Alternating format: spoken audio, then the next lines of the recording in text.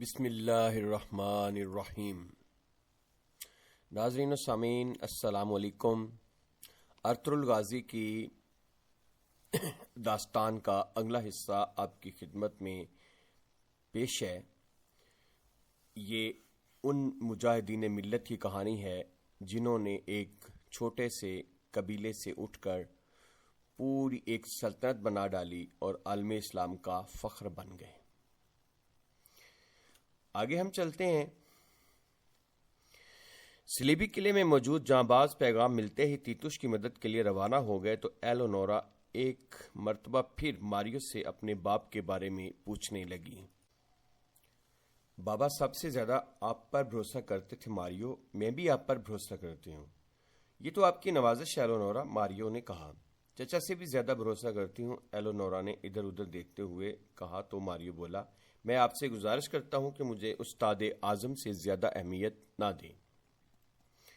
تیتوس نے جانے سے پہلے قلعے میں موجود ایک زندان کا ذکر کیا تھا۔ بابا کو مارنے سے پہلے انہیں کسی زندان میں ڈالا گیا تھا کیا؟ ایلونورا نے پوچھا۔ مجھے نہیں معلوم، محترم تیتوس ہی بتا سکیں گے، انہی سے پوچھیں آپ، ماریو نے معذرت کر لی۔ بابا کے مرنے تک آپ ان کے ساتھ ہی رہے مگر کسی زندان کا نہیں بتایا آپ نے۔ ہو سکتا ہے بابا زندہ ہوں اور کہیں قید ہوں، حقیقت جو بھی ہے میں سننے کو تیار ہوں۔ نہیں، یہ آپ دونوں کے لیے ماریو اپنی زبان پر قابو نہ رکھ سکا۔ ہم دونوں، بابا اور میں؟ ایلونورا چونکی۔ نہیں، میں آپ کی اور محترم تیتوس کی بات کر رہا تھا۔ آپ بھی مجھے سچ نہیں بتا رہے، ایلونورا نے اسے جھنجھوڑتے ہوئے کہا اور آگے بڑھ گئی۔ اندھا ماریو بے بسی سے اس جانب دیکھتا رہا جس طرف ایلونورا کے قدموں کی چاپ دور جاتی محسوس ہو رہی تھی۔ کئی قبیلہ ہجرت کی تیاریوں میں مصروف تھا۔ اس دوران آغا جان پر اس بات کا انکشاف ہو گیا کہ ان کے مویشی کسی خطرناک وبائی مرض کا شکار ہو چکے ہیں۔ یہ وہی مرض تھا جسے پھیلانے کے لیے استاد اعظم نے خطرناک عورتوں کو مسلمان علاقوں میں بھیجا تھا۔ ان میں سے ایک عورت کو تو سلیمان شاہ کے حکم پر قتل کر دیا گیا تھا، جبکہ دوسری عورت مویشیوں کے باڑے میں پہنچ کر ان پر بیماری پھیلانے والا پانی چھڑکاؤ کرنے میں کامیاب ہو گئی تھی۔ کئی قبیلے کی ہجرت کی تیاریاں شروع کر دی گئی تھیں۔ لوگ اپنا سامان سمیٹ رہے تھے، وہ جلد از جلد یہاں سے نکل جانا چاہتے تھے۔ چچا دیلی دمیر بھی اپنی گھوڑا گاڑی تیار کر رہے تھے۔ گلدارو خود بھی ان کی مدد میں مصروف تھا۔ اسی لمحے آغا جان گلداروں کے پاس آئے تو ان کے چہرے پر تشویش کے آثار تھے۔ انہوں نے گلداروں کو اپنے ساتھ لیا اور بھیڑوں کے باڑے کی طرف جانے لگے۔ پہلے میں سمجھ رہا تھا کہ اس بیماری کا سبب قحط ہے، لیکن معاملہ کچھ اور ہے۔ انہوں نے بھیڑوں کی طرف اشارہ کیا۔ کیا بات سامنے آئی ہے؟ گلداروں نے پوچھا۔ وبا۔ وبا؟ تو اب کیا کرنا ہوگا ہمیں؟ گلداروں نے چونک کر پوچھا۔ میں نے سارا قبیلہ گھوم کر بیمار جانوروں پر لال نشان لگا دیے ہیں، اب انہیں ایک جگہ جمع کر لیا گیا ہے۔ اگر ہم ان سب متاثرہ بھیڑوں کو تلف کر دیں تو شاید اللہ کے حکم سے اس تباہی سے بچ جائیں۔ انشاءاللہ آغا جان، انشاءاللہ، گلداروں نے جواب دیا۔ اب جو مناسب سمجھتے ہیں کریں اور کوئی بھروسے کا آدمی ساتھ لگا لیں۔ پہلے ہی کافی مسئلے ہو چکے ہیں، اب یہ نئی آفت نہ آ جائے۔ خیر رہے گی انشاءاللہ، گلداروں نے کہا اور واپس چچا دیلی دمیر کے پاس آ گیا۔ وقت بہت کم تھا، تھوڑی سی غفلت برتنے پر وبا قبیلے کو اپنی لپیٹ میں لے سکتی تھی، لہذا آغا جان نے اسی رات ضروری اقدامات کر کے متاثرہ بھیڑوں کو تلف کر دیا۔ تمام کام بہت احتیاط سے کیا گیا تھا، لیکن وہ سب اس بات سے بے خبر تھے کہ وبا سے متاثرہ ایک بھیڑ کا بچہ ایسا بھی ہے جسے قبیلے کی ایک معصوم بچی گود میں اٹھائے گھوم رہی ہے۔ ناصر سیڑھیاں چڑھتا ہوا دکان کی بلائی منزل پر پہنچا تو استاد اعظم اور مارکوس پہلے سے اس کے منتظر تھے۔ اسے دیکھتے ہی استاد اعظم نے بے تابی سے پوچھا، کیا صورتحال ہے ناصر؟ محل کے چپے چپے پر ہمارے لوگ تعینات کیے جا چکے ہیں، میرے آقا، ناصر نے اس کے ہاتھ پر بوسہ دیتے ہوئے کہا۔ اور وہ نائب حکومت شہاب الدین؟ استاد اعظم نے پوچھا۔ شہاب الدین سائے کی طرح اپنے بھانجے کے ساتھ رہتا ہے، مگر اسے زیر کرنے کے لیے بھی منصوبہ تیار ہے، ناصر نے مسکرا کر کہا۔ بہت اچھے، عنقریب تمام مسلمان دارالخلافوں سے مرنے والوں کی دل خراش چیخیں بلند ہونے والی ہیں۔ ہر ملک اپنے ہمسایہ ملک سے مدد کی بھیک مانگے گا۔ حلب سے آنے والے تمام مکتوبات کے جوابوں پر العزیز کی مہر ضروری ہوگی، مگر یہ سب تمہارے لکھے ہوئے ہونے چاہیے۔ یاد رکھنا، صلیبی لشکر کی یلغار ہونے سے پہلے تمام مسلمان حکمرانوں کے محلوں میں تمہارے مخبر تعینات ہو جانے چاہیے۔ استاد اعظم نے اسے نئی ہدایات دیں تو ناصر جھک کر ادب سے بولا، سمجھ گیا میرے آقا، آپ بے فکر ہو جائیں، اور کوئی حکم نہیں تو اجازت دیں گے مجھے، کہیں ایسا نہ ہو کہ انہیں میرے نہ ہونے کا احساس ہو جائے۔ کئی لوگوں کے معاملے کا کیا کیا تم نے؟ سلیمان شاہ کے قبیلے کو ہماری سرحدوں سے دور رکھنے میں کامیاب ہو بھی سکو گے یا نہیں؟ استاد اعظم نے پوچھا۔ نائب حکومت شہاب الدین کا معاملہ طے پا جائے وہ مسئلہ خود ہی حل ہو جائے گا میرے آقا۔ تیتوش نے بھی مجھے بڑی یقین دہانیاں کرائی تھیں کہ کئی قبیلے والے کسی صورت ہمارے اتنے قریب آ کر رہنے میں کامیاب نہیں ہوں گے، لیکن وہ آج کل میں یہاں پہنچنے والے ہیں۔ استاد اعظم نے سخت لہجے میں کہا، میرے آقا، کئی لوگوں کا ہماری سرحد کے قریب آنا آپ کے لیے پریشانی کا سبب کیوں بنا ہوا ہے؟ زیادہ سے زیادہ 2000 لوگ ہوں گے اس قبیلے میں، تو آپ اتنے فکر مند کیوں ہو رہے ہیں؟ ناصر نے منہ بنا کر شکوہ کر ہی دیا، میں انطاکیہ اور قدس کے لیے جس جنگی حکمت عملی سے صلیبی لشکر تیار کر رہا ہوں اس میں کبھی نہیں چاہوں گا کہ ہمارے اطراف میں کوئی جنگی جنونی قبیلہ آباد ہو۔ اگر آج ان لوگوں کو نظر انداز کیا گیا تو کل ہمارے لیے عذاب بن جائیں گے۔ صلاح الدین ایوبی یاد ہے نا تمہیں؟ وہ عراق کے ایک کسی چھوٹے سے نواحی قصبے میں پیدا ہوا تھا۔ جب وہ جوان ہوا تو نور الدین کے لشکر میں بھرتی ہو گیا اور ترقی کرتا رہا، سینکڑوں کمانداروں میں سے ایک کماندار ہو گیا تھا بس۔ مگر پھر جانتے ہو نا کیا ہوا؟ اگر اسے شروع میں ہی روک دیا گیا ہوتا تو قدس آج یسوع مسیح کے ماننے والوں کے ہی ہاتھ میں ہوتا، اور میں یہاں بیٹھا تم جیسے احمق لوگوں سے نہ الجھ رہا ہوتا۔ ناصر کو اس کا آخری جملہ بہت ناگوار گزرا تھا، مگر اس نے برداشت سے کام لیا اور دھیمے لہجے میں بولا، جی سمجھ گیا میرے آقا، فوراً گھوڑے تیار کرو مارکوس، ہم کلا چل رہے ہیں۔ استاد اعظم نے ساتھی کماندار سے کہا اور آگے بڑھ گیا۔ طویل سفر طے کرنے کے بعد رات گئے استاد اعظم مارکوس کے ہمراہ واپس قلعے میں پہنچا تو ماریو نے اسے کسی مہمان کی آمد کی اطلاع دی جو کمرہ خاص میں اس کا منتظر تھا۔ یہ سنتے ہی استاد اعظم آگے بڑھا اور اپنے کمرے میں جا پہنچا۔ آؤ میرے دوست پیٹریچو۔ سامنے بیٹھا ادھیڑ عمر شخص استاد اعظم کے استقبال کے لیے اٹھ کھڑا ہوا۔ اس نے سرخ رنگ کا مسیحی لباس پہن رکھا تھا، اس کے گلے میں سلیب اور سر پر ٹوپی تھی۔ وہ بہت تیز شخص دکھائی دے رہا تھا۔ اسے دیکھتے ہی استاد اعظم کے چہرے پر لمحہ بھر کے لیے ناگواری پیدا ہوئی اور پھر غائب ہو گئی۔ Cardinal Thomas. استاد اعظم بھی گرمجوشی سے آگے بڑھا۔ آپ کی آمد باعث شرف ہے، اطلاع کرا دیتے تو شایع نشان استقبال کیا جاتا۔ یہ سنتے ہی کارڈینل تھامس نے اپنا ہاتھ بوسے کے لیے سامنے کر دیا، مگر استاد اعظم نے ہاتھ کو نظر انداز کرتے ہوئے اسے گلے سے لگا لیا، جس پر کارڈینل تھامس کے چہرے پر ناگواری ظاہر ہوئی۔ پھر اس نے کہا، حلب جانے سے تمہیں روکنا نہیں چاہتا میں۔ آج کل تو پاپا اعظم کی آنکھیں اور کان آپ ہی بنے ہوئے ہیں۔ استاد اعظم نے جواب دیا، پاپا اعظم تمہارے کام کی کافی تعریف کرتے ہیں، مگر کچھ شکوک و شبہات بھی ہیں ان کے دل میں۔ نئی صلیبی جنگ چھیڑنے کے منصوبے سے کچھ خاص متفق نہیں ہیں وہ۔ کارڈینل تھامس نے خبر سنائی۔ تو پھر کس طرح سے قائل ہوں گے وہ؟ استاد اعظم نے پوچھا۔ ان جاہل مسلمانوں نے ہمارے لوگوں سے جو امانت چھینی تھی وہ واپس لینی ہوگی، اور وہ امانت کہاں ہے تم خوب جانتے ہو پیٹروچو، کارڈینل تھامس نے کہا، اور پھر اس کے جواب کا انتظار کیے بغیر وہ اپنے کمرے میں چلا گیا۔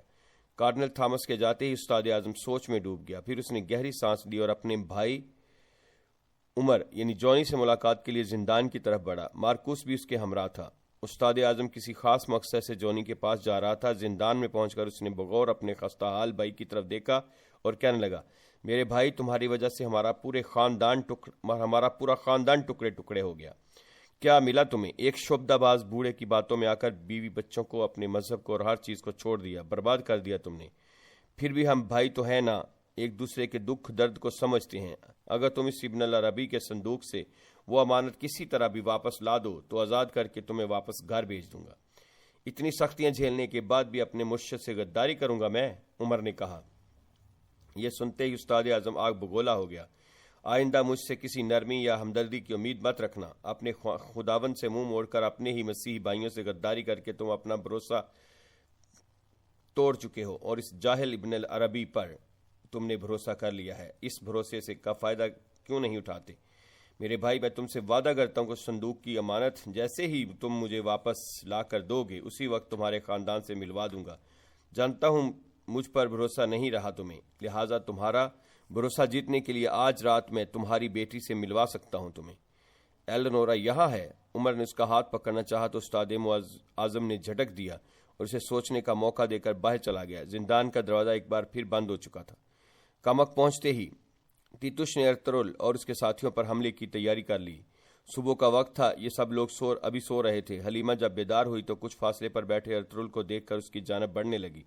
وہ اپنی باری کے مطابق پہرا دے رہا تھا۔ حلیمہ اس کے پاس آ کر بیٹھ گئی۔ ارطغرل فضاؤں میں کچھ تلاش کرتا ہوا بولا، حلیمہ، میں نے زندگی میں ہزاروں مشکلیں دیکھی ہیں، ایمانی طاقت سے ان کا مقابلہ بھی کیا ہے، لیکن جیسے حالات کبھی نہیں دیکھے۔ یوں محسوس ہوتا ہے صلیبی اور منگول ہم پر ٹوٹ پڑے ہیں جیسے بھوکے دسترخوان پر ٹوٹ پڑتے ہیں۔ آپ ٹھیک کہہ رہے ہیں ارطغرل صاحب، مسلمانوں کے پاس سلجوق سلطنت کی صورت میں آخری سلطنت بچی ہے۔ منگولوں اور صلیبیوں کی نظر میں یہ بھی کھٹک رہی ہے اور وہ اسے ختم کرنے کے درپے ہیں تاکہ اتحاد کی آخری امید بھی مسلمانوں سے چھین لی جائے۔ اس سے قبل کہ ارطغرل کو جواب دیتا، کچھ فاصلے پر چھپے ہوئے تیتوش کی کمان سے نکلنے والا تیر بجلی کی سی تیزی سے حلیمہ کے کندھے میں پیوست ہو گیا۔ تیر کھاتے ہی حلیمہ چکرا کر زمین پر گرنے لگی تو ارطغرل نے اسے اپنی باہوں میں سمیٹ لیا۔ تیتوش اپنا نشانہ خطا ہونے پر چونک گیا تھا۔ اس نے تیر حلیمہ نہیں ارطغرل کی جانب پھینکا تھا، مگر حلیمہ اچانک سامنے آ گئی تھی۔ ساتھ ہی اس نے اپنے سپاہیوں کو حملے کا اشارہ کیا۔ وہ ارطغرل کو سنبھلنے کا موقع نہیں دینا چاہتا تھا۔ ارطغرل مسلسل حلیمہ کو ہوش میں لانے کی کوشش کر رہا تھا، لیکن صلیبیوں کو اپنی جانب بڑھتا دیکھ کر وہ فوراً چوکس ہو گیا تھا۔ اس نے حلیمہ کو ایک چٹان کی اوٹ میں لٹا دیا۔ اسی دوران شہزادہ نعمان بھی اپنی بیٹی کے قریب پہنچ گیا اور تڑپ کر اسے پکارنے لگا، جلدی کرو، پیچھے سے نکلو، بچھڑ گئے تو حلب میں ملتے ہیں۔ ارطغرل نے اپنے ساتھیوں کو ہدایت کی۔ صلیبیوں کی تعداد کافی زیادہ تھی۔ حلیمہ کی حالت ایسی نہیں تھی کہ ارطغرل ان سے الجھ کر مزید وقت ضائع کرتا۔ اسی دوران شہیر اپنی زخمی بہن کو دیکھ کر آپا آپا پکارتا ہوا اس کی طرف بھاگا تو نورگل نے اسے راستے میں ہی روک لیا۔ چلو بچے میرے ساتھ، ہمیں فوراً یہاں سے نکلنا، جلدی بھاگو۔ عارفین نے بھی تلوار اور ڈھال سنبھال لی تھی۔ شہزادہ نعمان نے سہارا دے کر حلیمہ کو گھوڑے پر سوار ہونے میں مدد کی۔ وہ بھاگ رہے ہیں میرے آقا۔ تیتوش کے ایک خادم نے نورگل اور شہیر کی طرف اشارہ کیا تو وہ انہیں دیکھتے ہی چونک گیا۔ ارطغرل تو ابھی خود مشکل میں پھنسا ہوا ہے، آؤ پہلے چھوٹے شہزادے کو پکڑتے ہیں، استاد اعظم خوش ہو جائیں گے اسے دیکھ کر، تم جلدی سے گھوڑے لاؤ۔ وہ اپنی تیر کمان اٹھا کر دوسری جانب بڑھا۔ صلیبی چٹانوں سے اتر کر ان کے سروں پر پہنچ چکے تھے۔ روشان اور بابر بھی ان کا راستہ روکنے کے لیے تیار کھڑے تھے۔ جیسے وہ قریب پہنچ کر انہوں نے اپنی تلواریں نکالیں اور جواں مردی سے ان کا مقابلہ کرنے لگے۔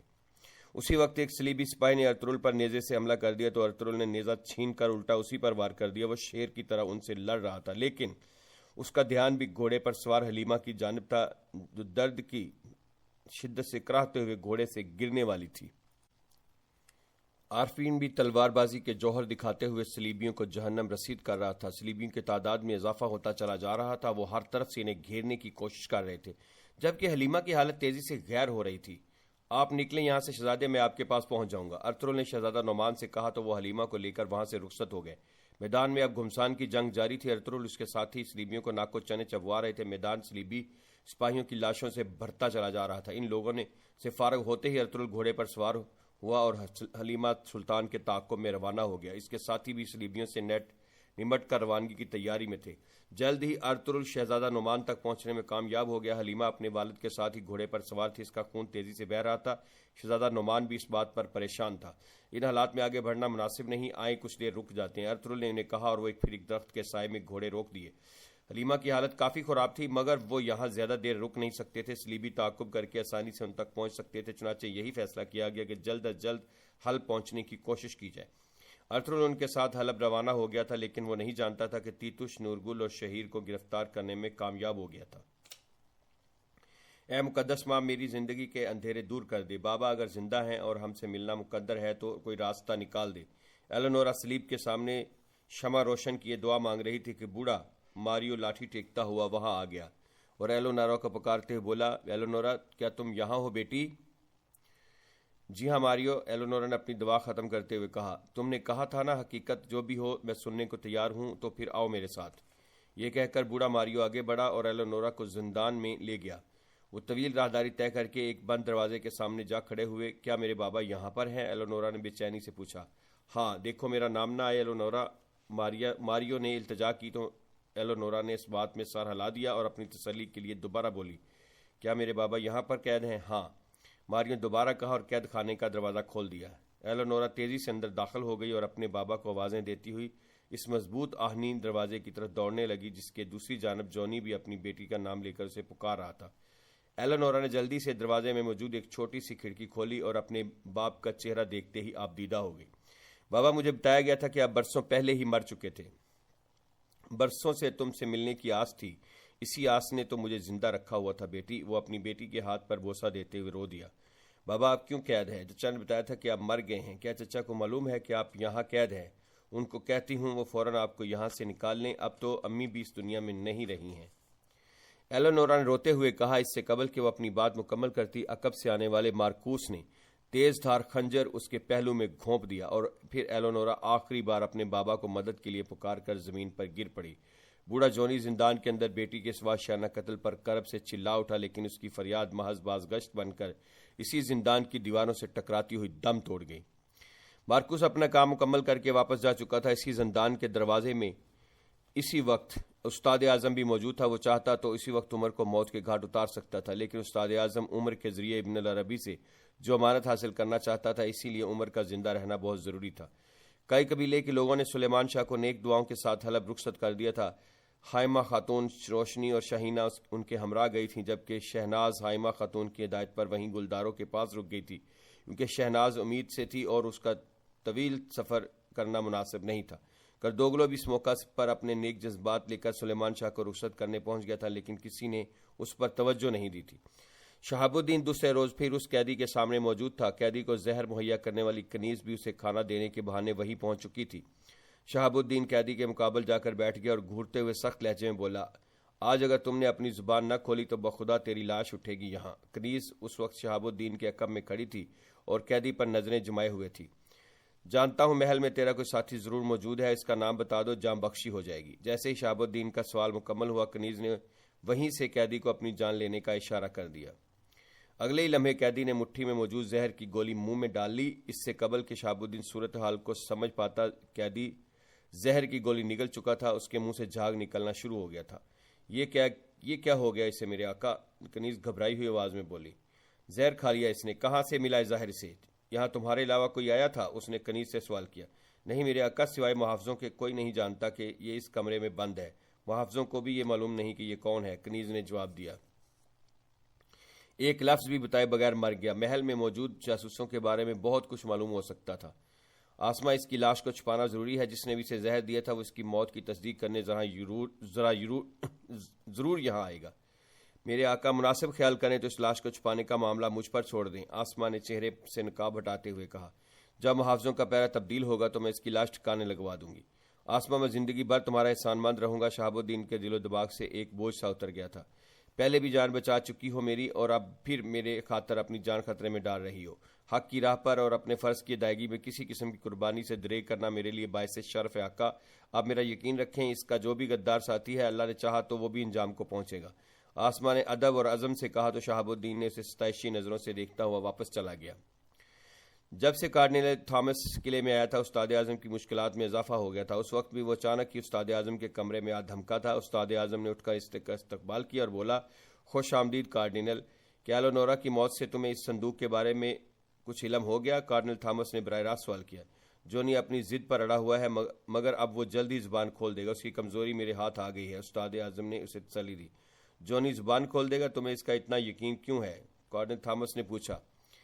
حلب میں اس کے کچھ دوستوں کو جانتا ہوں میں، بہت جلد میں اپنے مقصد میں کامیاب ہو جاؤں گا۔ گفتگو ابھی جاری تھی کہ مارکوس اندر داخل ہوا اور کارڈنل تھامس کے ہاتھ پر بوسہ دے کر مؤدبانہ انداز میں کھڑا ہو گیا۔ تھامس نے اپنی بات جاری رکھی۔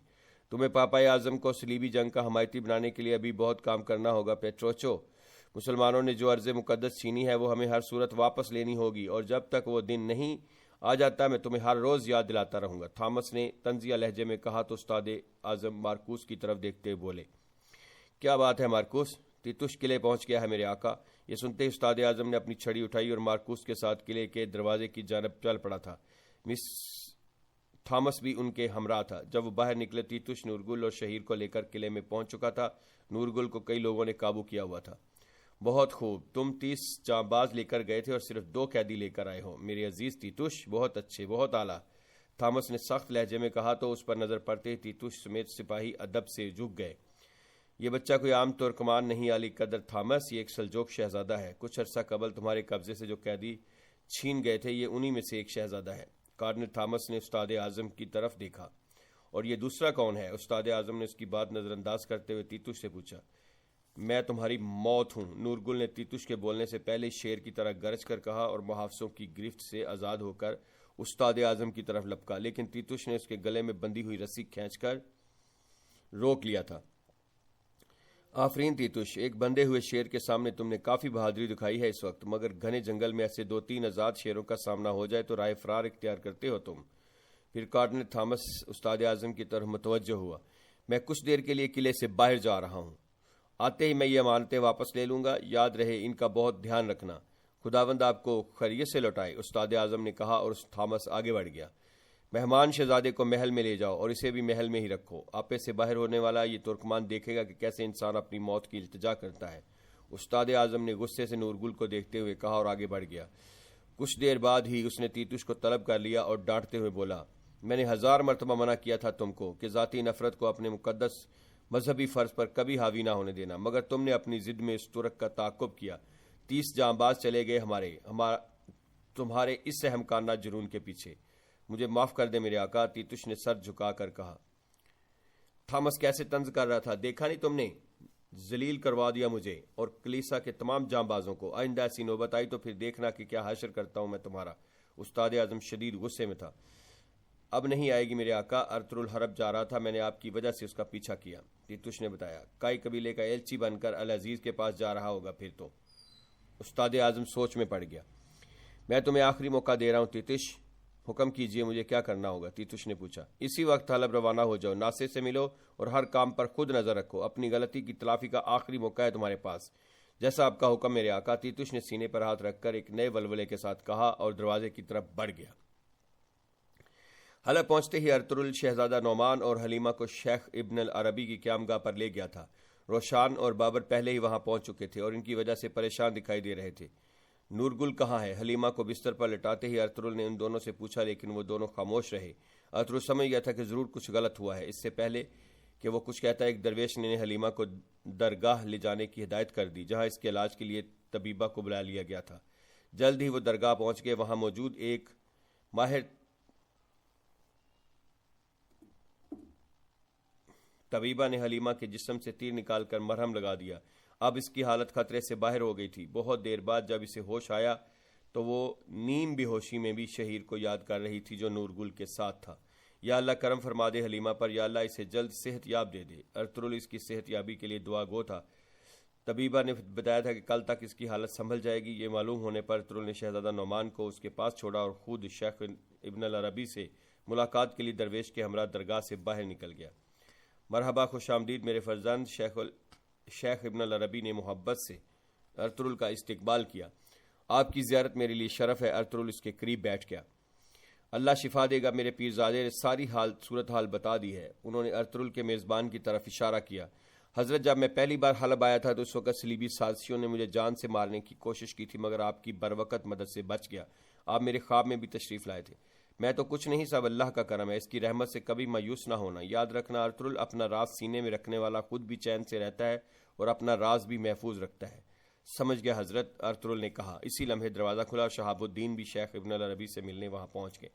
اور شہاب الدین ابن العربی نے محبت سے استقبال کیا تو شہاب الدین تعظیم بجا لاتے ہوئے ان کے پاس بیٹھ گئے اور ہاتھ پر بوسہ دیا۔ شہاب الدین کو وہاں دیکھ کر ارطغرل کو خوشگوار حیرت ہوئی تھی۔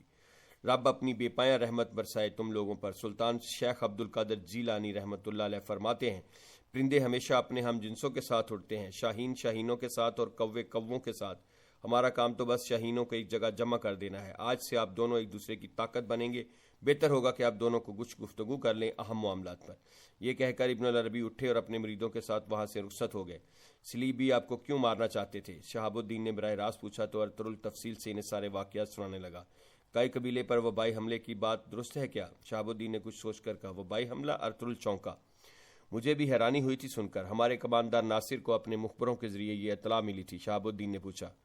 میں جب قبیلے سے نکلا تھا تو ایسا کچھ نہیں تھا، لیکن ہم نے ایک بار قبیلے کے کھانے میں وبائی دوا ملانے والی ایک عورت کو ضرور پکڑا تھا۔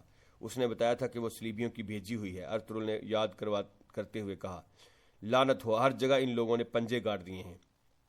میرے قبیلے میں وبا پھیلنے کی خبر مجھ سے پہلے حلب پہنچ گئی۔ اس کا مطلب ہے کہ صلیبی ہی اس کام میں ملوث ہے۔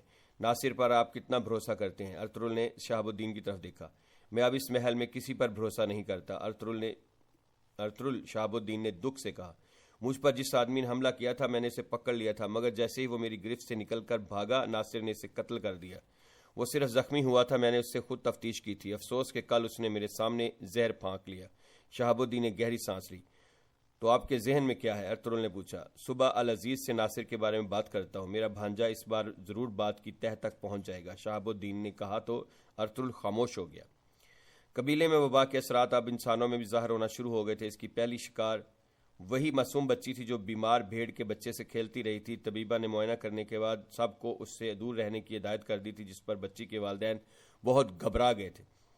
کئی قبیلہ میں وبا سے متاثرہ لوگوں کی تعداد بڑھتی چلی جا رہی تھی۔ اس بات پر آغا جان ہی نہیں، گلدارو بھی پریشان تھا۔ آغا جان یہ معلوم کر چکے تھے کہ وبا کے پھیلنے کی وجہ وہ بھیڑ کا بچہ تھا جسے ایک معصوم بچی نے چھپا لیا تھا، ورنہ وہ لوگ تو وبا سے متاثرہ تمام بھیڑوں کو طرف کر چکے تھے۔ اب کیا ہوگا آغا جان؟ کل صبح تو ہمیں کوچ کرنا ہے۔ گلداروں کے لہجے میں تشویش تھی۔ محترم، ان لوگوں کی حالت اس قابل نہیں کہ سفر کر سکے، ان میں سے شاید چاند ایک ہی زندہ رہ سکے، آغا جان نے کہا۔ تو کیا ہم انہیں یہیں چھوڑ جائیں گے؟ گلدارو چونکا۔ میں ان کے ساتھ ہی رک جاؤں گی، جانتی ہوں ان کا علاج معالجہ کوئی نہیں کیا جا سکتا، مگر کچھ تو ان کی تکلیف کم ہو سکتی ہے تیمارداری سے۔ قریب کھڑی طبیبہ نے اپنی خدمات پیش کر دیں۔ یہ تجویز سن کر گلدارو اور آغا جان نے بھی رضامندی کا اظہار کر دیا تھا۔ آغا جان، قبیلے میں کچھ لوگ ایسے بھی ہیں جو کوچ کرنے کو تیار نہیں، مجھے ان سے خود جا کر بات کرنی ہوگی، اگر وہ بھی رک گئے تو ہلاکتیں بڑھ جائیں گی، ہمیں ہر صورت انہیں ہجرت پر آمادہ کرنا ہوگا، گلدارو نے کہا اور سلام کر کے خیمے سے باہر چلا گیا، جبکہ آغا جان طبیبہ کو مزید ہدایات دینے لگے۔ آسمہ تشت میں کھانا سجائے کماندار ناصر کی خدمت میں حاضر ہوئی اور اس کے سامنے رکھ کر چہرے سے نقاب ہٹا دیا۔ خداوند کی عنایت سے ہمیں ایک روز اپنی چھینی ہوئی سلطنت ضرور واپس ملے گی، افطالیہ، ناصر نے کہا تو وہ قریب بیٹھ گئی اور دونوں کھانا کھانے لگے۔ وہ لوگ اتنی آسانی سے یہ سب ہونے دیں گے کیا؟ افطالیہ نے پوچھا۔ شہاب الدین کی جانب سے العزیز کا دل وسوسوں سے بھر دیا ہے میں نے، حملہ آور شہاب الدین کو اپنا ساتھی کہہ چکا ہے، جب یہ راز کھلے گا تو حملہ آور کو زہر دے دیا گیا ہے تو کبھی بھی العزیز کا دل شہاب الدین کی طرف سے صاف نہیں ہو سکے گا۔ یہاں شروع ہوتا ہے تمہارا کام، شک کی اس چنگاری کو ایک بڑا الاؤ بنا دو اپنے ہتھ کنڈوں سے۔ ناصر نے افطالیہ کی طرف دیکھا۔ آج شب العزیز کی خوابگاہ میں بسر ہوگی میری، خلوت کے لمحات میں ایسا خطرناک زہر انڈیلوں گی اس کے کانوں میں کہ ہماری راہ کا ہر کانٹا خود ہی چن لے گا وہ۔ بہت خوب، لیکن افطالیہ خود کو زیادہ خطرے میں نہ ڈالنا، ناصر نے معنی خیز لہجے میں خبردار کیا تو وہ دھیرے سے مسکرا دی۔ میں العزیز کے لیے آسماں ہوں، لیکن تمہارے لیے افطالیہ، کلیسا کی ایک ادنا کنیز، افطالیہ نے کہا اور تشت اٹھا کر واپس چلی گئی۔ اسی شب العزیز نے آسمہ کو خلوت میں طلب کیا تو وہ خلاف توقع خاموش اور پریشان دکھائی دے رہی تھی۔ جب العزیز نے اس اداسی کی وجہ پوچھی تو وہ بھرائے ہوئے لہجے میں بولی، شہاب الدین مجھے ایک قابل بھروسہ کنیز سمجھتے ہیں، وہ اپنا کوئی راز مجھ سے نہیں چھپاتے۔ تم کہنا کیا چاہتی ہو آسمہ؟ العزیز اس کی بات سمجھ نہیں پایا تھا۔ اس قیدی کے لیے کھانا میں ہی لے کر جاتی تھی، مگر اس روز وہ بیچارہ قیدی کیسے تڑپ تڑپ کر جان دے دی اس نے میرے سامنے، وہ پھوٹ پھوٹ کر رونے لگی۔ یقیناً زہر دیا گیا تھا اسے علم پناہ، مجھے اسی وقت کیوں نہیں بتایا؟ العزیز نے اس کی طرف دیکھا، خوف زدہ تھی، بہت ڈری ہوئی تھی، وہ روتے ہوئے بولی۔ کس سے خوف زدہ تھی بتاؤ؟ العزیز نے اس کا حوصلہ بڑھایا۔ شہاب الدین نے مجھے ہر طرح تسلی دی، مگر وہ کھانا تو میں ہی لے کر گئی تھی، اگر میرا نام آ گیا تو میں بے موت ماری جاؤں گی علم پناہ، وہ بچوں کی طرح بلک بلک کر رونے لگی۔ اچھا بس رونا بند کرو، العزیز نے نرمی سے کہا، جہاں پناہ میں بالکل بے گناہ ہوں، اگر انہوں نے میرا نام لے دیا، مجھے پھنسا دیا گیا تو میں نے تو زندگی میں کبھی ایک چونٹی بھی نہیں ماری۔ آپ میری بے گناہی پر یقین رکھیے، اللہ مجھے زندہ درگور کر دے اگر میں نے اس کی جان لی ہو، وہ التجا کرنے لگی۔ اچھا بس کچھ نہیں ہوگا، میں ہوں نا تمہارے ساتھ، العزیز نے تسلی دی۔ اس کے لہجے میں چٹانوں کی سی سنجیدگی تھی، جیسے محسوس کرتے ہی آسمہ سمجھ گئی تھی وہ اپنے مقصد میں کامیاب ہو چکی ہے۔ سلیبیوں کے قلعے میں اس وقت نور گل پر وحشیانہ تشدد کیا جا رہا تھا، اسے دیوار کے ساتھ لگے آہنی کڑوں سے جکڑ کر کوڑے مارے لگائے جا رہے تھے۔ یہ کوڑے مارکوس برسا رہا تھا۔ قریبی شہزادہ شہیر بھی اسی طرح بندھا ہوا تھا اور بے بسی کے عالم میں نور گل پر تشدد ہوتا دیکھ رہا تھا۔ اسے پریشان دیکھ کر استاد اعظم آگے بڑھا اور شہیر کے قریب پہنچ کر بولا، ڈرو مت شہزادے، تم تو شاہی خاندان سے ہو، شہزادوں کو کبھی غلاموں کی طرح اس طرح پریشان نہیں ہونا چاہیے، صرف اور صرف اپنے اصل مقصد کو سامنے رکھو اور بس۔ استاد اعظم کی بات سن کر شہیر خاموش ہو گیا تھا۔ نور گل پر یوں وحشیانہ تشدد اس کے لیے ناقابل برداشت تھا۔ ایک ہی بار کیوں نہیں مار دیتے مجھے؟ نور گل نے کوڑوں کی ضربوں سے نڈھال ہوتے ہوئے کہا۔ یہ خونی منظر استاد اعظم کا بھائی عمر بھی اپنے زندان کی کھڑکی سے دیکھ رہا تھا۔ تمہاری خواہش اتنی آسانی سے پوری نہیں ہوگی ترکمان، تم موت طلب کرو گے مگر موت نہیں ملے گی، استاد اعظم نے تکبر سے کہا۔ میری جان صرف اللہ کی امانت ہے، تم مجھے خوفزدہ نہیں کر سکتے موت سے۔ نور گل نے نفرت سے اس کی طرف دیکھا۔ بعض انسانوں کے لیے خوف کا مطلب کچھ اور ہوتا ہے، وہ خود تو نہیں ڈرتے مگر اپنے پیاروں کی وجہ سے ضرور ڈر جاتے ہیں، کیوں ایسا ہی ہے نا جونی؟ استاد اعظم نے معنی خیز لہجے میں کہا، کیونکہ یہ عمر یہ سب کو اپنی آنکھوں سے دیکھ رہا تھا۔ اسی لمحے استاد اعظم نے مارکوس کو ہاتھ روکنے کا اشارہ کیا اور قید خانے سے باہر چلا گیا۔ اپنے کمرہ خاص میں پہنچ کر اس نے مارکوس سے کہا، جونی سے تو نہ جیت سکا لیکن اس ترک جوان کو میں ضرور شکست دوں گا۔ آپ کے خیال میں یہ کام کب تک ہو جائے گا میرے آقا؟ مارکوس نے کہا، اس کتاب میں لکھے ہوئے اصول کے مطابق زیادہ سے زیادہ 40 روز رہے گی اس کی اکڑ۔ استاد اعظم نے ہاتھ میں پکڑی کتاب کی طرف اشارہ کیا، اور اس کے بعد اس سے پہلے کہ استاد اعظم کی بات مکمل ہوتی، کارڈینل تھامس نے کمرے میں داخل ہوتے ہی بلند آواز میں پوچھا۔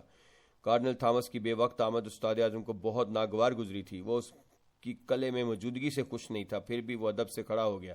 آپ کی آمد کا احساس ہی نہیں ہوا محترم تھامس، موت کے فرشتے کی طرح آئے ہیں آپ، بہت اہم موقع پر آمد ہوئی ہے آپ کی۔ مہمان کیسے ہیں؟ کارڈینل تھامس نے اس کی تمہید نظر انداز کر دی۔ قید خانے میں آرام کر رہے ہیں۔ تم انہیں قید خانے میں ڈال کر سمجھ رہے ہو کہ وہ ٹوٹ جائیں گے؟ میں تم سے مایوس ہونے لگا ہوں پیٹروچو، کارڈینل تھامس نے تنزیہ کہا تو استاد اعظم نے مارکوس کو کمرے سے باہر بھیج دیا اور اس کی طرف متوجہ ہوا۔ دیکھیے کارنل تھامس، میں کبھی بھی آپ کے معاملات میں دخل اندازی نہیں کرتا، آپ بھی براہ کرم خیال رکھیں اس بات کا۔ چلو ٹھیک ہے، ویسے بھی تو میں تو تمہاری خاطر پاپا اعظم کو صلیبی جنگ کے لیے قائل کرنے کی کوشش کر رہا ہوں۔ ابن العربی کی صندوق میں ہماری جو بھی امانتیں رکھی ہیں انہیں بہت جلد حاصل کر کے رہوں گا۔ خداوند کے لاسانی اختیار کی قسم کھا کر کہتا ہوں، مگر یہ کام تیتوس جیسا احمق جذباتی آدمی نہیں، ایک ایسا جنگجو ترک کرے گا جو کہ بہت جلد اپنا مذہب چھوڑ کر صلیبی جانباز بننے والا ہے۔ کیسے چھڑاؤ گے اس کا مذہب؟ کارنل تھامس بیزاری سے بولا۔ ایک قدیم نسخے کی مدد سے، استاد اعظم نے سرگوشی کے انداز میں کہا تو کارنل تھامس چونک کر اسے دیکھنے لگا۔ ہماری محنت کا پھل بہت جلد جھولی میں گرنے والا ہے۔ تیتوس نائب حکومت شہاب الدین العزیز کے شدید عتاب کا شکار ہوگا۔ پورا حلب شہاب الدین کو صلیبیوں کے لیے کام کرنے والے غدار کے نام سے یاد کرے گا۔ یوں میں صورتحال کا پورا فائدہ اٹھاتے ہوئے امیر علی قدر سے مزید قریب ہو کر اور اعلیٰ مقام حاصل کر لوں گا۔ کماندار ناصر نے تیتوس کو تازہ ترین صورتحال سے باخبر کیا۔ وہ اس وقت حلب کے بازار میں ایک خفیہ جگہ ملاقات کر رہے تھے، اور ارطرل یعنی کئی قبیلے کا سرزمین والا مسئلہ آج حل ہو جائے گا؟ تیتوس نے پوچھا۔ آپ بالکل بے فکر رہیں العزیز، اب میرے اشاروں پر ناچنے والی کٹھ پتری سے زیادہ کچھ نہیں۔ ارطرل جب محل سے نکلے گا تو سب کچھ ہار کر نکلے گا، ناصر نے نخوت سے کہا۔ نہیں دوست، تمہیں اندازہ ہی نہیں، ارطرل نے اپنا کتنا قیمتی آدمی کھویا ہے، اس کا پتہ تو اب چلے گا اسے جب ہمارے مد مقابل آئے گا وہ۔ تیتوس کے چہرے پر اس وقت سکون ہی سکون تھا۔ حلب میں طبیب نے اس بات کی تصدیق کر دی کہ قیدی کو زہر دے کر ہلاک کیا گیا تھا۔ اب العزیز کا شک شہاب الدین پر مزید یقین میں بدل گیا تھا۔ جیسے ہی وہ قیدی کی لاش دے کر کماندار ناصر کے ہمراہ واپس لوٹا، ارطرل پہلے سے اس کی آمد کا منتظر تھا۔ امیر علی قدر، سرزمین عطا کرنے پر کئی قبیلہ کی جانب سے شکریہ اور میرے بابا سلیمان شاہ کا سلام۔ ارطرل نے سلیمان شاہ کا مکتوب آگے بڑھایا تو العزیز کے اشارے پر ناصر نے وہ مکتوب تھام کر اس تک پہنچا دیا۔ مکتوب پڑھنے کے بعد العزیز نے ارطرل کی طرف دیکھا اور سخت لہجے میں بولا، تم لوگوں سے متعلق کچھ باتیں پہنچی ہیں مجھ تک، تم کوئی وضاحت کرنا چاہو گے ان باتوں کی؟ آپ کے بزرگ شہاب الدین سے گفتگو رہی، وہ باتیں جھوٹ کا پرندہ ہے فقط، ہمارے اور آپ کے اتحاد سے خوفزدہ صلیبیوں کا وبائی حملہ ناکام بنا دیا تھا ہم نے، انہی سازشیوں کا کام ہے یہ سارے کا سارا، وہی پھیلا رہے ہیں یہ ساری افواہیں۔ ارطرل نے اعتماد سے جواب دیا۔ غلط بیانی کر رہے ہو تم ارطرل۔ العزیز مسند سے اٹھ کر اس کی طرف بڑھا اور سلیمان شاہ کا مکتوب پرزے کر دیا۔ سلطنت کی سرحدوں سے باہر بسنے والے آپ کے دشمن یہاں محل کے اندر پہنچ چکے ہیں اور آپ کو احساس ہی نہیں۔ ارطرل نے اسے خبردار کرنا چاہا تو العزیز نے ہاتھ کے اشارے سے اسے واپس جانے کا حکم دے دیا۔ اسی دوران العزیز کے حکم پر شہاب الدین کو قیدی کے قتل کے جرم میں گرفتار کر لیا گیا تھا۔ یہ گرفتاری کماندار ناصر کے ہاتھوں انجام پائی تھی۔ العزیز سے ملاقات کے بعد ارطرل واپس اپنی قیامگاہ پر پہنچ گیا۔ اسے ایک مخبر کے ذریعے یہ معلوم ہو چکا تھا کہ شہزادہ شہیر اور نورگل صلیبیوں کی حراست میں تھے۔ اس وقت شہزادہ نعمان، عارفین اور باقی ساتھی بھی ارطرل کے پاس موجود تھے۔ اس نے انہیں العزیز سے ملاقات کی، روداد سنائی اور پھر کہنے لگا، اب ہمارے سروں پر ایک تلوار لٹک رہی ہے۔ شہاب الدین کو میں نے جو کچھ بتایا تھا لگتا ہے وہ العزیز تک پہنچ نہیں سکا۔ تبھی العزیز نے قبیلے میں وبا کا بہانہ بنا کر بابا کا پیغام پھاڑ دیا، یعنی اب ہمیں اپنے لیے کوئی نئی سرزمین تلاش کرنا ہوگی۔ ارطرل کی بات سن کر سب پریشان ہو گئے تھے۔ لعنت بھیجے حلب پر، بابر غصے سے بولا، یہ وقت جذبات سے کام لینے کا نہیں۔ شہاب الدین مجھ سے ملاقات کے بعد لگتا ہے صلیبیوں کے بچھائے ہوئے جال میں پھنس گئے ہیں، ورنہ ممکن ہی نہیں تھا کہ العزیز سے میری ملاقات کے وقت وہ وہاں موجود نہ ہوتے۔ اب آپ کیا سوچ رہے ہیں ارطرل بھائی؟ عارفین نے پوچھا۔ شہاب الدین کے بارے میں معلوم ہونا لازمی ہے۔ شہیر اور نورگل تک پہنچنے کے لیے اور ہمارے سرزمین کا مسئلہ حل کرنے کے لیے وہی ایک شخص تھا ہمارے پاس۔ ہم انہیں کسی صورت صلیبیوں کے رحم و کرم پر نہیں چھوڑ سکتے۔ ارطغرل کی باتیں سننے کے بعد عارفین فوراً وہاں سے روانہ ہو گیا۔ اس نے اپنا ایک خاص آدمی کے ذمے یہ کام لگا دیا تھا کہ وہ اپنے مخبروں کے ذریعے شہاب الدین کا پتہ لگائے۔ بہت جلد عارفین یہ معلوم کرنے میں کامیاب ہو گیا کہ شہاب الدین کو گرفتار کر کے حلب کے زندان میں ڈال دیا گیا ہے۔ کس جرم میں گرفتار کیا گیا ہے انہیں؟ ارطغرل نے عارفین کی بات پر چونک کر پوچھا۔ باوجود کوشش کے یہ معلوم نہیں ہو سکا۔ ہاں، البتہ ناصر اپنے چند محافظوں کے ساتھ العزیز کے محل سے نکل کر کہیں جاتا دیکھا گیا ہے۔ ان کے ساتھ محل کی ایک کنیز خاص بھی تھی۔ شہاب الدین کا ہی معاملہ ہوگا شاید۔ عارفین نے تفصیل بتائی تو ارطغرل کے فراق پیشانی پر تشویش کی لہریں نمودار ہونے لگیں۔ حلب جانے والا وہ قافلہ جس میں سلیمان شاہ کو ایک گھوڑا گاڑی پر لٹا کر سفر شروع کر دیا گیا تھا، دن بھر سفر کرنے کے بعد رات کو ایک جگہ پڑاؤ ڈال چکا تھا۔ محافظ قافلے کو اپنے حصار میں لے کر پہرا دے رہے تھے، جبکہ باقی لوگ دن بھر کی تھکن اتارنے کے لیے گہری نیند سو رہے تھے۔ کوئی نہیں جانتا تھا قافلے سے کچھ فاصلے پر بائے بورا کا جوان بیٹا اپنے باپ کا انتقام لینے کے لیے گھات لگائے بیٹھا تھا۔ کردوگلوں نے اسے یہ کہہ کر قافلے کے تعاقب میں بھیج دیا تھا کہ اس کے باپ کا قاتل کوئی اور نہیں سلیمان شاہ ہے۔ وہ رات خیریت سے گزر گئی۔ صبح سویرے ناشتے کے بعد قافلہ ایک مرتبہ پھر سفر پر روانہ ہونے والا تھا کہ بے ہوش پڑے سلیمان شاہ کی بند پلکوں میں ارتعاش پیدا ہوا اور انہوں نے کراہتے ہوئے آنکھیں کھول دیں۔ سلیمان شاہ کو ہوش میں دیکھ کر وہاں موجود ہر شخص کے چہرے پر خوشی کی لہر دوڑ گئی تھی۔ لوگ تیزی سے ان کے گرد جمع ہونے لگے۔ اسی موقع سے فائدہ اٹھا کر بورا بائے کے بیٹا ہاتھ میں خنجر تھامے ان کی طرف بڑھنے لگا۔ وہ اپنے باپ کی موت کا انتقام سلیمان شاہ کو خون میں نہلا کر لینا چاہتا تھا۔ اسی لمحے جب وہ سلیمان شاہ پر خنجر سے وار کرنے والا تھا، عقب سے آنے والا تیر اس کی پشت میں پیوست ہو گیا اور وہ زمین پر گرتے ہی دم توڑ گیا۔ جیسے ہی وہاں موجود لوگوں نے اس جانب دیکھا جس سمت سے تیر پھینکا گیا تھا، قریب ہی ایک پہاڑی پر کھڑے کردوگلوں کو سامنے پا کر حیران رہ گئے۔ کردوگلو حائمہ خاتون زیر لب بڑبڑائیں۔ سلیمان شاہ خود بھی حیرت سے اسے دیکھ رہے تھے۔ جلدی کردوگلو پہاڑی سے اتر کر ان کے قریب پہنچ گیا اور سینے باز رکھتے ہوئے بولا، اپنے بھائی جان کی حفاظت، اپنے بھائی کی جان خطرے میں محسوس ہوئی تو بے اختیار دوڑا چلا آیا۔ شکر ہے میں بر وقت پہنچ گیا۔ بہت شکریہ تمہارا بھائی۔ سلیمان شاہ کے لہجے میں نقاہت تھی۔ کیا تمہیں الہام ہو گیا تھا کردوگلو؟ کس طرح معلوم ہو گیا تمہیں کہ صاحب کی جان کو خطرہ لاحق ہے؟ حائمہ خاتون نے اپنے شک کا اظہار کیا۔ حائمہ بہن، بائے بورا کا یہ بدذات بیٹا ایک دن آیا تھا میرے پاس۔ یہ اپنے بابا کا انتقام لینا چاہتا تھا۔ جرگے میں گلداروں نے مجھے اس کا قاتل ٹھہرایا تھا۔ بدبخت اس جھوٹے الزام کو سچ سمجھ بیٹھا، میرے گلے پر خنجر رکھ دیا۔ میں نے سوچا کہ شاید ابھی صدمے میں ہے، ظاہر ہے اپنے باپ کی موت کا دکھ تھا اسے، چنانچہ میں نے اسے نادان سمجھ کر معاف کر دیا۔ مگر جب گلداروں نے بتایا کہ سردار کا خیمہ چیر کر کوئی اندر گھس گیا تھا اور اللہ نہ کرے انہیں قتل کرنا چاہتا تھا، تو مجھے خیال آیا کہ اس بدذات کو پھر کوئی ابال نہ اٹھے۔ بس میں بے چین ہو گیا اور فوراً گھوڑے پر سوار ہو کر یہاں چلا آیا۔ میں 2 دن بستر سے کیا لگا، گلداروں نے سار اٹھا لیا۔ لشکر تتر بتر ہو رہا ہے، قبیلہ برباد ہو رہا ہے۔ کردوگلو کی زہریلی باتوں پر یقین کرتے ہوئے سلیمان شاہ نے کہا تو اس کی بجھی ہوئی آنکھوں میں چمک سی آ گئی۔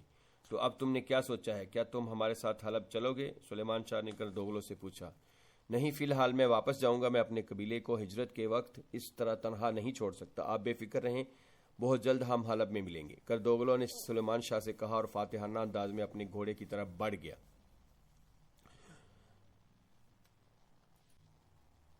نورگل اور شہزادہ شہیر صلیبیوں کے زندان میں قید تھے۔ نورگل مسلسل اسے حوصلے سے کام لینے اور ثابت قدم رہنے کی تلقین کر رہا تھا کہ کارنل تھامس اندر داخل ہوا اور شہیر کو اپنا تعارف کروایا۔ میں کارنل تھامس ہوں، پاپا اعظم کا نمائندہ۔ آپ کو کسی بھی شے کی ضرورت ہو تو میں حاضر ہوں شہزادے۔ ان احمقوں نے آپ کے ساتھ جو بدتمیزی کی، اس کی وجہ سے میں رات بھر سو نہیں سکا۔ آپ کے لیے کمرہ تیار کروا دیا گیا ہے، جو آپ کے شایع نشان ہوگا، وہاں آپ کو بے حد آرام ملے گا۔ مگر نورگل بھائی، ان کی فکر نہ کیجیے، ان پر خاص توجہ دی جائے گی۔ کارنل تھامس کی آنکھوں میں نورگل کے لیے نفرت تھی۔ یہ سن کر شہزادے شہیر نے نورگل کی طرف دیکھا تو اس نے اشارے سے اسے تھامس کے ساتھ جانے کی اجازت دے دی۔ وہ نہیں چاہتا تھا کہ شہزادہ اس کے ساتھ زندان میں رہ کر صعوبتیں برداشت کرے۔ تو پھر ہم چلیں شہزادے؟ کارنل تھامس نے پوچھا۔ جی چلیں، شہزادے نے کہا اور کارنل تھامس کے ساتھ زندان سے باہر چلا گیا۔ کارنل تھامس شہیر کو زندان سے ایک ایسے حال کمرے میں لے گیا جہاں باوردی صلیبی سپاہی استاد اعظم کے سامنے اپنی وفاداری کا عہد کر رہے تھے۔ شہیر ان کے انداز اور ظاہری رکھ رکھاؤ سے بہت متاثر دکھائی دے رہا تھا۔ تھامس اور استاد اعظم دونوں یہی چاہتے تھے کہ شہیر کو کسی طرح عیسائیت کی طرف راغب کیا جائے۔ چنانچہ کارنل تھامس نے اس موقع پر صلیبی جانبازوں کی خوب تعریف کی۔ اس کے بعد کارنل تھامس شہیر کو لے کر وہاں سے رخصت ہو گیا۔ اب اسے ایک عالیشان کمرے میں پہنچا دیا گیا تھا جہاں اسے ہر طرح کا آرام میسر تھا۔ اسی شام زندان میں قید عمر کی دوسری بیٹی ایزودورا اپنی بہن ایلونورا سے ملنے سلیبی قلعے میں پہنچ گئی تھی۔ استاد اعظم کے لیے اپنی دوسری بھتیجی کی آمد غیر متوقع تھی۔ قلعے میں پہنچتے ہی ایزودورا نے اپنی بہن کے بارے میں دریافت کیا تو استاد اعظم نے یہ بتا کر اس پر بجلی گرا دی کہ ایلونورا کو زندان کے قیدی نے قتل کر دیا ہے۔ یہ سب کیسے ہوا؟ میری پیاری بہن اچانک کیسے چلی گئی؟ ایزودورا کی آنکھوں سے آنسوؤں کا سیلاب رواں تھا۔ تم جانتی ہو ایلونورا نے اپنے بابا کی موت کو شروع سے ہی قبول نہیں کیا تھا، مگر کچھ عرصے سے تو اس کی بیماری سوچیں بہت حاوی ہو گئی تھی دل و دماغ پر۔ اس کے مکتوب پڑھ کر تمہیں بھی اندازہ ہوتا ہوگا یقیناً۔ وہ ہر وقت یہی کہتی رہتی تھی کہ بابا مرے نہیں، زندان میں قید ہے۔ ضد لگ گئی تھی اسے وہاں جانے کی، مگر زندان میں جانا کس قدر خطرناک ثابت ہوگا اس کا اندازہ نہیں تھا اسے۔ میں نے مکمل پابندی لگا رکھی تھی اس کے وہاں جانے پر، مگر افسوس کہ اس روز میں قلعے میں نہیں تھا۔ تو کیا وہ زندان میں چلی گئی تھی؟ ایزودورا نے حیرت سے پوچھا۔ ایک بے حد خطرناک قیدی نے فرار ہونے کی کوشش میں معصوم ایلونورا کی جان لے لی وہاں۔ کیا وہ قیدی ابھی زندہ ہے؟ ایزودورا کے الفاظ میں قاتل کے لیے نفرت تھی۔ نہیں، نہ تو قیدی اور نہ ہی وہ تمام محافظ جو اس وقت وہاں موجود تھے۔ ہماری ایلونورا کی موت کا ذمہ دار کوئی بھی شخص زندہ رہنے کا حقدار نہیں تھا۔ استاد اعظم کی من گڑت کہانی پر یقین کرنے کے بعد ایزودورا کے پاس صبر کے سوا کوئی چارہ نہیں تھا، لہذا وہ اپنی پرنم پلکوں کو صاف کرتے ہوئے اس بات میں سر ہلا کر خاموش ہو گئی۔ عارفین اور ارطغرل اس وقت شہاب الدین کی گرفتاری اور دیگر معاملات پر مشاورت کر رہے تھے۔ شہاب الدین کو اس چنگل سے نکالنا ان کے لیے اشد ضروری تھا۔ جب وہ اپنی بات مکمل کر چکے تو عارفین نے کہا، میں کچھ دنوں کے لیے ادھر ادھر ہو جاؤں گا ارطغرل بھائی۔ یہ کون سا موقع ہے عارفین بھائی؟ کیا اس مشکل وقت میں آپ ہمیں تنہا چھوڑ جائیں گے؟ ارطغرل نے اس کی بات پر چونک کر کہا، ارطغرل بھائی میں کون ہوں اصل میں؟ میرے ہاتھ کہاں تک پھیلے ہوئے ہیں، میری جڑیں کہاں پیوست ہیں؟ آپ کے ذہن میں الجھن رہتی ہے نا؟ بے فکر رہیں، آپ کے ذہن میں جو سوالات ہیں ان کے جوابات میں وقت آنے پر ضرور دوں گا، لیکن اس وقت ہم بال سے باریک اور تلوار سے تیز پلسرات سے گزر رہے ہیں۔ میں صرف اتنا چاہتا ہوں کہ مجھ پر مکمل بھروسہ رکھیں۔ یہ کہہ کر عارفین نے اس کی طرف مصافحے کے لیے ہاتھ بڑھا دیا۔ ارطغرل نے اس پر مکمل اعتماد کا اظہار کرتے ہوئے گرم جوشی سے مصافحہ کیا اور بولا،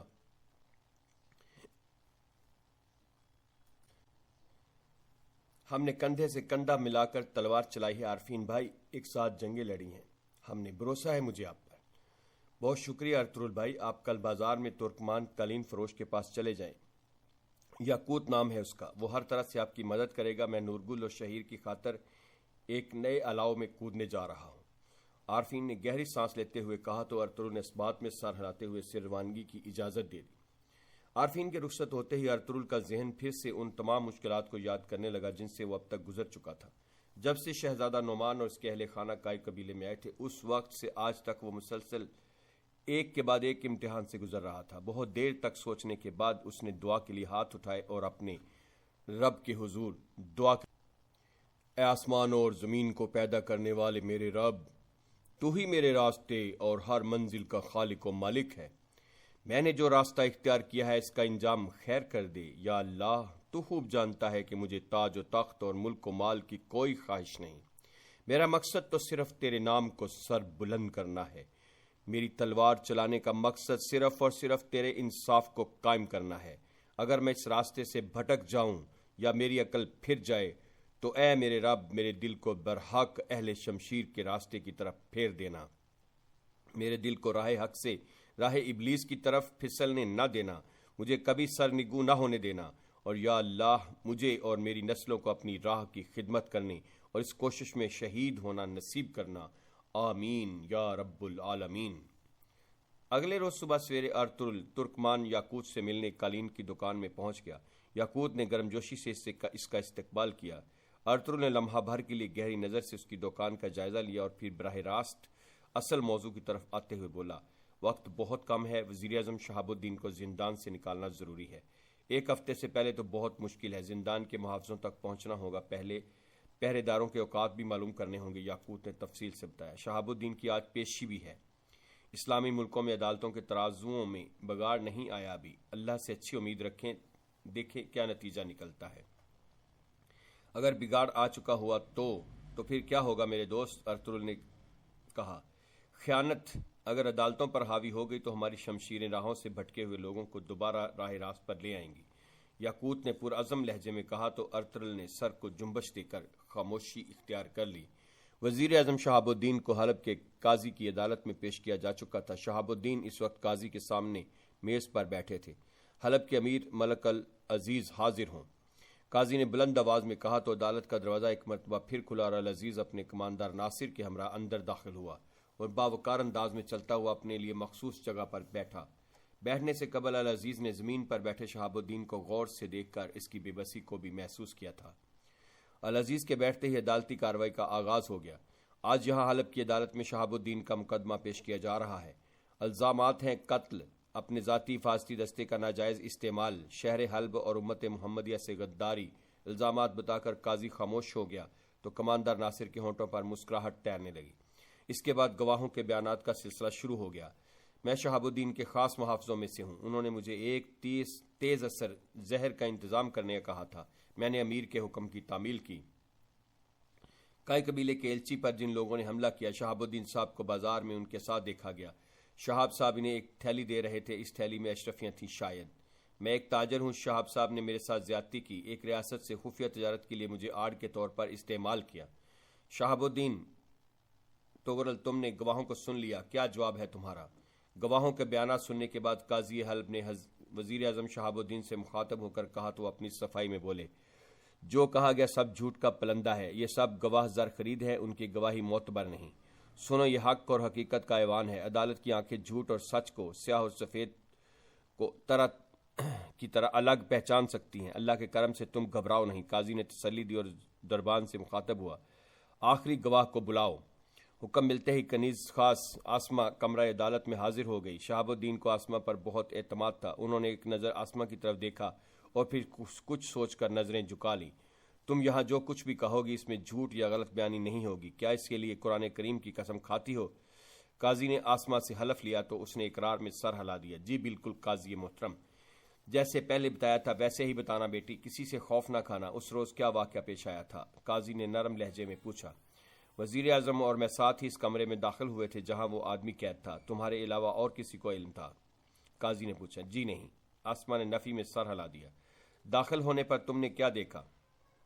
وہ آدمی زمین پر پڑا بری طرح تڑپ رہا تھا، اس کے منہ سے جھاگ نکل رہا تھا، زہر دیا گیا تھا یقیناً اسے۔ یہ وزیر اعظم کے بازو میں دم توڑ دیا اس نے، آسمہ نے کہا اور بلک بلک کر رونے لگی۔ تم جا سکتی ہو لڑکی، جو ہم نے سننا تھا وہ سن لیا۔ قاضی نے بیان سن کر اسے جانے کی اجازت دے دی تو آسمہ اپنی جگہ سے اٹھ کر واپس چلی گئی۔ آسمہ کا بیان اپنے خلاف سن کر شہاب الدین کی پیشانی پر تشویش کی لہریں نمودار ہونے لگی تھیں، جبکہ العزیز کے چہرے پر بھی گہری سنجیدگی تھی۔ مجرم کا سر قلم کر دیا جائے۔ چند لمحے بعد قاضی نے اپنا فیصلہ سنا دیا۔ فیصلہ سنتے ہی عدالت میں موجود ہر شخص کو سانپ سونگھ گیا تھا۔ العزیز کا دل بھی جیسے دھک دھک کر رہا ہو، البتہ کماندار ناصر کے ہونٹوں پر فاتحانہ مسکراہٹ تھی۔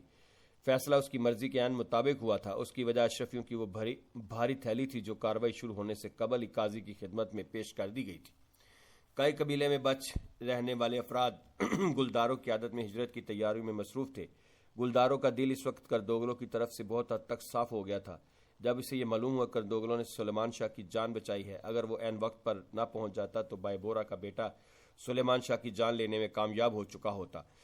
شہناز خاتون بھی ان دونوں کے درمیان تناؤ کم ہونے پر خاصی مطمئن دکھائی دے رہی تھی۔ جلد ہی کئی قبیلے کے لوگ گلداروں کی قیادت میں حلب کی جانب روانہ ہو گئے۔ انہوں نے وبا سے متاثرہ لوگوں کو طبیبہ کی زیر نگرانی وہیں چھوڑ دیا تھا۔ کردوگلو البارکو اور طبیب آغا جان بھی اس کے ہمراہ تھے۔ شہاب الدین کو سزائے موت دینے کی تیاریاں مکمل ہو چکی تھیں۔ حلب کے لوگ قاضی کے اس غیر منصفانہ فیصلے پر سراپا احتجاج تھے، لیکن العزیز کے سپاہی شہاب الدین کو لے کر شہر کے چوراہے میں اس مقام پر پہنچ گئے تھے جہاں ان کا سر قلم کیا جانا تھا۔ قریب ہی اپنے محل کے ایک جھروکے سے العزیز اور کماندار ناصر بھی یہ منظر دیکھ رہے تھے۔ کیا آپ آخری وقت میں کچھ کہنا چاہتے ہیں؟ سر قلم کرنے سے قبل شہاب الدین سے ان کی آخری خواہش دریافت کی گئی تو وہ پرسکون لہجے میں بولے، مجھے ایک غدار کے طور پر مت یاد کیا جائے۔ میں نے جو کچھ کیا اپنی قوم کی بھلائی کے لیے کیا۔ قرآن میرا رہنما اور اللہ میرا گواہ ہے۔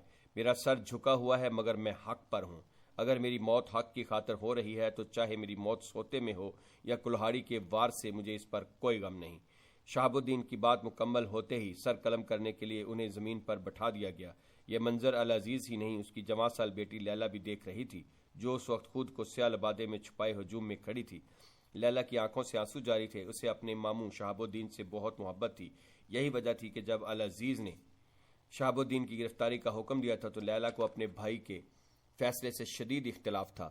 العزیز ہرگز نہیں چاہتا تھا کہ بہن کو اپنے ماموں شہاب الدین کی موت کی خبر وقت سے پہلے معلوم ہو، مگر لیلا اپنی آیا جان سے یہ بات معلوم کرتے ہوتے ہی شہاب الدین کا سر قلم کیا جانے والا ہے ایک عام شہری کے بھیس میں چوراہے پر پہنچ گئی تھی۔ سزائے موت کا وقت ہو چکا تھا، ہر طرف خاموشی طاری تھی، سب کی نظریں جلاد کے کلہاڑے پر مرکوز تھی۔ کماندار ناصر کے ہونٹوں پر اس وقت فاتحانہ مسکراہٹ تھی۔ کچھ ہی دیر بعد وہ اپنے ایک اہم مقصد میں کامیاب ہونے والا تھا، لیکن ان میں سے کوئی نہیں جانتا تھا کہ اسی ہجوم میں ارطغرل اور اس کے ساتھی بھی بھیس بدل کر کسی موقع کے منتظر تھے۔ عین اس لمحے جب جلاد کلہاڑے سے شہاب الدین کی گردن پر وار کرنے والا تھا، ارطغرل کا اشارہ پاتے ہی اس کے ساتھی حرکت میں آ گئے۔ قریبی چھت پر موجود روشان نے بجلی کی سی تیزی سے وہاں موجود پہرے دار کو ٹھکانے لگایا اور پھر کمان سنبھال کر وار کرنے والے جلاد کا نشانہ لیتے ہوئے تیر چھوڑ دیا۔ اگلے لمحے ہوا کو چیرتا ہوا تیر جلاد کے سینے میں پیوست ہو گیا اور پلٹ کر پیچھے جا گرا۔ یہ منظر وہاں موجود ہر شخص کے لیے چونکا دینے والا تھا۔ اسی وقت ارطغرل نے اللہ اکبر کا نعرہ لگا کر اپنے سر پر موجود کالی چادر کو پیچھے پھینکا اور اس چبوترے پر پہنچ گیا جہاں شہاب الدین کو سزائے موت دی جانے والی تھی۔ اس نے تیزی سے شہاب الدین کے ہاتھوں کو رسیوں سے آزاد کرا دیا۔ جھروکے میں کھڑے العزیز اور کماندار ناصر کے لیے بھی یہ مناظر غیر یقینی تھے۔ اب وہاں گھمسان کی لڑائی شروع ہو چکی تھی۔ ارطغرل اور بابر تیزی سے العزیز کے سپاہیوں کو ٹھکانے لگا رہے تھے۔ روشان بھی ماہر تیر انداز ہونے کا ثبوت پیش کرتے ہوئے چن چن کر سپاہیوں کا نشانہ بنا رہا تھا۔ العزیز کی بہن لیلا یہ خونی مناظر اپنی آنکھوں سے دیکھ رہی تھی۔ ارطغرل کی بہادری دیکھ کر اس کا منہ حیرت سے کھلا رہ گیا تھا۔ جلد شہاب الدین کو اس جگہ سے نکال لیا گیا تھا۔ اسی دوران العزیز نے بھی اپنی بہن کو دیکھ لیا تھا۔ لیلا اپنے بھائی کو متوجہ پاتے ہی وہاں سے روانہ ہو گئی۔ لڑائی ختم ہوتے ہی ارطغرل اور اس کے ساتھی شہاب الدین کو لے کر ایک محفوظ مقام پر پہنچ گئے۔ یہ وہی قالین والی دکان تھی جس کے بارے میں عارفین نے انہیں بتایا تھا۔ وہاں پہنچتے ہی سب لوگوں کو دکان کے نیچے خفیہ تہہ خانے میں پہنچا دیا گیا تھا۔ اب وہ لوگ وقتی طور پر بالکل محفوظ تھے۔ آپ کا شکر کیسے ادا کروں، میری خاطر جان کی بازی لگا دی آپ نے۔ محفوظ مقام پر پہنچتے ہی شہاب الدین نے ارطغرل کا شکریہ ادا کیا۔ شکریہ کی ضرورت نہیں، آپ ہمارے لیے بہت معتبر ہیں، ارطغرل نے مختصر جواب دیا اور پھر اپنے میزبان ترکمان یاقوت کی جانب متوجہ ہوا جس نے ان کے لیے پناہ گاہ کا انتظام کیا تھا۔ عارفین بھائی کے بارے میں کچھ معلوم ہوا؟ آپ عارفین بھائی کو جانتے ہیں ارطغرل بھائی؟ وہ اسی طرح اچانک کہیں نکل جاتے ہیں۔ اب تک وہ اپنا سادہ لبادہ پہن کر کافروں میں گھل مل گئے ہوں گے۔ یاقوت کی بات سن کر ارطغرل نے دھیرے سے سر ہلایا اور شہاب الدین کی طرف متوجہ ہوا۔ ان صلیبیوں کو مجھ سے تو یہی مسئلہ ہے کہ میں العزیز کے قریب نہ جاؤں، مگر آپ کی ذات کیا تکلیف پہنچ رہی تھی انہیں؟ ان کا مسئلہ میں نہیں، حلب ہے ارطغرل۔ صلیبیوں نے جب قدس پر قبضہ کر لیا تو یہ معبد کے پجاریوں کا ایک گروہ پیدا ہوا۔ پہلے پاپا اعظم میں پھر تمام عیسائیوں کو ورگلایا گیا۔ یہ اپنے آپ کو قدس کے خاص الخاص محافظ کہلوانے لگے۔ اس نام پر بے شمار دولت جائیداد جمع کر لی تھی انہوں نے، مگر جب اللہ کے کرم سے صلاح الدین ایوبی نے قدس فتح کر لیا تو لوگوں نے ان کی باتوں پر کان دھرنا چھوڑ دیے۔ اس لیے اب یہ لوگ اپنا کھویا ہوا اعتبار واپس حاصل کرنے کی کوشش کر رہے ہیں، اسی مقصد سے زہر اگل رہے ہیں اور بے چینی پھیلا رہے ہیں لوگوں میں۔ چھوڑیں انہیں اپنی چالیں چلنے دیں، مشکل ہوگا ہر بار ان کی چالیں الٹنا۔ آپ پر انہوں نے جو کیچڑ اچھالی ہے پہلے اسے صاف کرنا ہوگا ہمیں، پھر ان پر ایسے وار کریں کہ انہیں گمان بھی نہ ہوگا۔ ارطغرل نے شہاب الدین کی طرف دیکھتے ہوئے پرعزم لہجے میں کہا تو وہ بھی اس سے اتفاق کیے بغیر نہ رہ سکا۔ گفتگو جاری تھی کہ روشان اور بابر بھی وہاں پہنچ گئے۔ ارطغرل نے شہزادہ نعمان اور حلیمہ کو درگاہ سے لانے کے لیے بھیجا تھا، لیکن انہیں خالی ہاتھ واپس آتا دیکھ کر ارطغرل کی فراخ پیشانی پر تشویش کی لہریں نمودار ہو گئیں۔ شہزادہ نعمان اور حلیمہ کہاں ہیں روشان؟ ارطغرل نے بے تابی سے پوچھا۔ ناصر کافی سپاہی لے کر درگاہ پہنچا ہوا تھا ہماری تلاش میں، مگر ناصر بھی اور ہم بھی درگاہ سے خالی ہاتھ لوٹے ہیں، روشان نے کہا۔ کیا کہہ رہے ہو روشان، کھل کر بات بتاؤ۔ ایک روز قبل حلیمہ کا زخم زیادہ بگڑ گیا تھا۔ درگاہ والوں نے کسی طرح العزیز کی آیا جان ام الخیر کی ہمراہ انہیں محل میں بھجوا دیا تاکہ محل میں شاہی طبیب حلیمہ سلطان کا علاج کر سکیں۔ یہ سن کر نہ صرف ارطغرل پریشان ہو گیا تھا بلکہ شہاب الدین بھی چونک کر اٹھ کھڑے ہوئے تھے۔ اب ارطغرل کے لیے وہاں بیٹھے رہنا ممکن نہیں تھا۔ اطلاع کے مطابق شہزادہ نعمان اپنی بیٹی کی خیریت معلوم کرنے کے لیے العزیز کے محل گیا ہوا تھا، چنانچہ ارطغرل اس سے ملاقات کے لیے اپنی پناہ گاہ سے باہر آ گیا۔ جلد ہی ارطغرل کی ملاقات اس بازار میں شہزادہ نعمان سے بھی ہو گئی۔ اس نے شہزادے سے حلیمہ کی خیریت دریافت کی اور بولا، محل کے اندر پلنے والی سانسیاں حلیمہ کے جسمانی زخم سے زیادہ خطرناک ہیں، یہ آپ خوب جانتے ہوں گے، پھر اسے آگ میں چھوڑ دینے پر کیسے تیار ہو گئے آپ؟